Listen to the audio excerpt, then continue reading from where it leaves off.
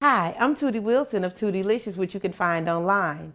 Today I'm going to teach you to make breakfast rings with croissant rolls. Let's get started. So you want to get some non-stick cooking spray, and you want to spray your cookie sheet. Okay. And then I have Crescent rolls that I've taken up out of the jar, out of the container, and I'm going to lay them here. And you want to make sure that they all they're touching, so you'll have a base for the rings. Okay. And then I'm going to put one here. And then I'm going to stick one here. Okay. So they're all touching and overlapping, which is going to give us a base. Okay. You can mash them together and kind of make it seamless. So this is what I have right here. And then here I have some scrambled eggs with a little bit of ham and cheese.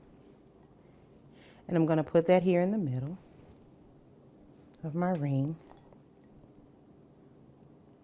And this will be big enough for 2 to 3 people to share. And you can couple it with a little fruit, or you really wouldn't need toast, but if you want toast, you can have toast and jam. So you have plenty of options here. Okay. All right, so there's that. And then you want to fold this over here, and fold this over here, fold this up, fold that in, fold this in like that, and you want to fold that. So then you can put your fingers in there and you spread it out.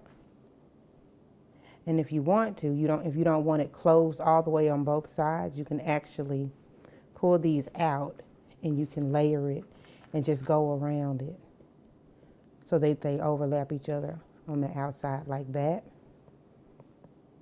And then just spread all the ingredients in the middle before you bake it. And you only want to bake it till the dough is done, because the ingredients inside are already cooked.